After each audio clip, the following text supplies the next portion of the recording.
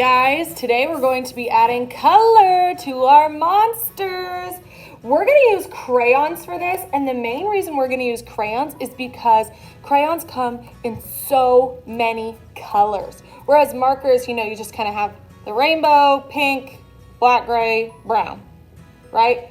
Color pencils come in a lot of colors, but not as many colors as crayons. So I really like it. Plus, I think crayons look really cool, the texture that they make. So let's go ahead and color this in. I'll kind of show you some techniques that I do to make crayons look pretty cool. So I have a little box of crayons here. I'm gonna find what color. I know I want to make my monster blue. Maybe I'll do this one.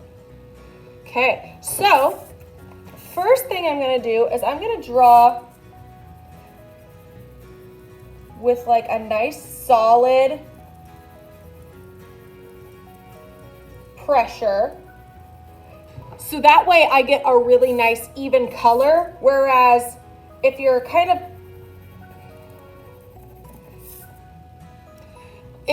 scribbling, you end up leaving empty spaces. But also I've noticed it can look a little sloppy if you're not pressing with like the same amount of pressure the whole time. So I'm gonna first do that, and then I'll show you something else I do that makes it look even nicer and neater.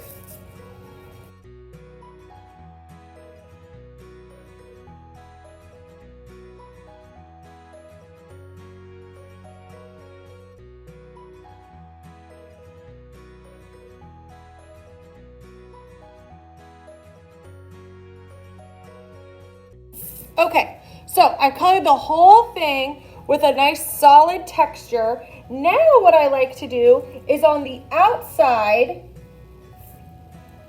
of each shape, I like to go through and make the outside a little bit darker, and by doing that, I'm pressing with more pressure. And see how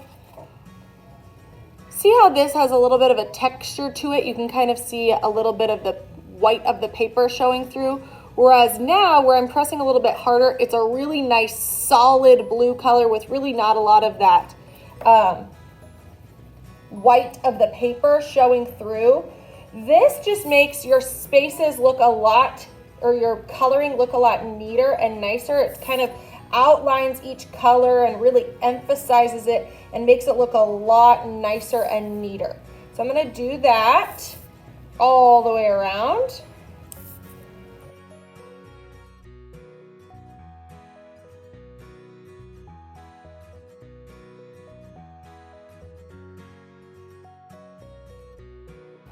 Okay, I think that looks really cute. And another thing I like to do is kind of on these little tufts of hair, I can do the same thing again to emphasize those little tufts of hair. Or like I know some of you did like slime on your monster, you can kind of do this on your slime to emphasize that slime dripping down. That looks really, really cute. Okay, now it's time for her legs. Flipped it over to make sure I like this color before I use it. Now I'm gonna do the same thing. You can see this time I'm starting with that outline, pressing hard around the edges, and then I'll color in the rest of it with that kind of even coloring. Here, I should go ahead and show you. There we go, that looks really cute.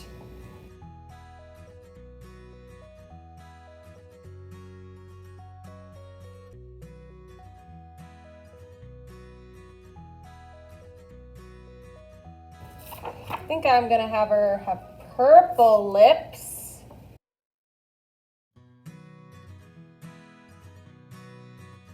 Some spaces that are really small, like her lips, for example, you might not be able to have enough room to outline and fill in like we did with the blue and the green.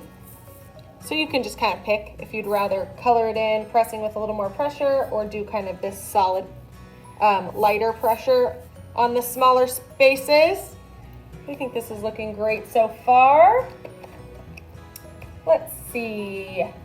I'm trying to use as many colors as I can, so maybe I'll have her have orange arms. I just feel like it's a monster, so I can add so many colors and make it really, really fun.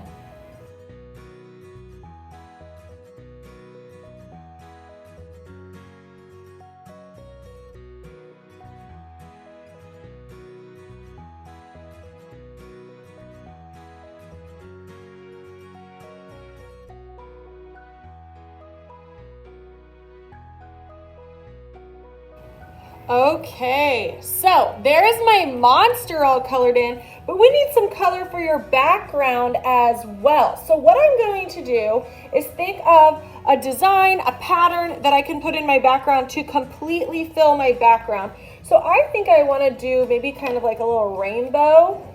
I'm making sure I'm not using the same colors I used for my monster because I don't want my monster to blend in with my background, okay? So I'm trying to pick out different colors than the ones I already did.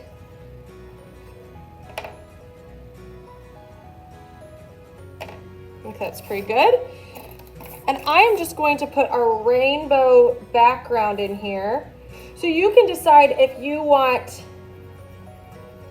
like some zigzags back here or some wavy lines. I'm just doing like straight lines with a rainbow.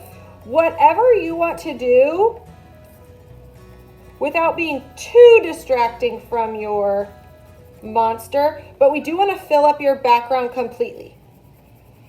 We don't want to leave any white of the paper showing. I think the only white that's going to show is the white in my teeth and the little highlights in my eyes. But other than that, I think my whole paper is going to be colored.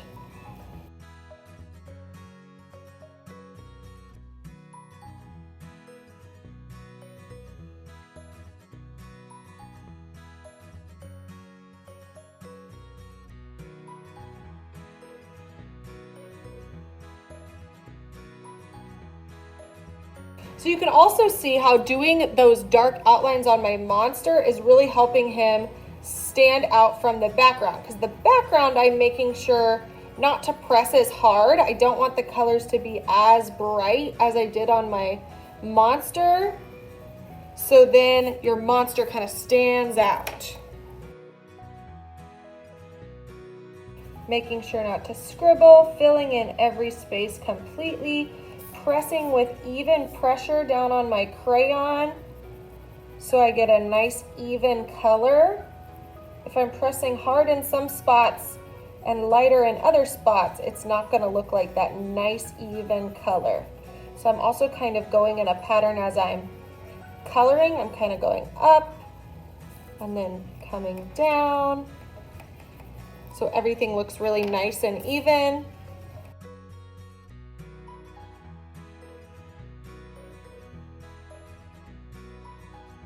Oh my goodness, look at that monster. How cute. I love, love, love it. And you know what? Now that I'm looking at it, I think I want to add just a little dark stripe of each color. But I'm adding just a little dark stripe just for fun, a little more emphasis in my background. At the top of each color, adding that little stripe.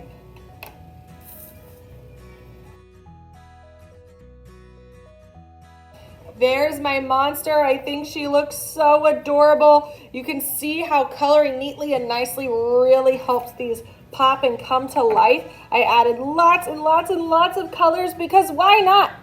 It can be a fun rainbow monster. It's amazing. I also made sure to fill in my background. I never scribbled. I filled in all my white spaces other than my teeth and my highlights of my eyes. It looks so, so great. I cannot wait to see how you add color to your monsters.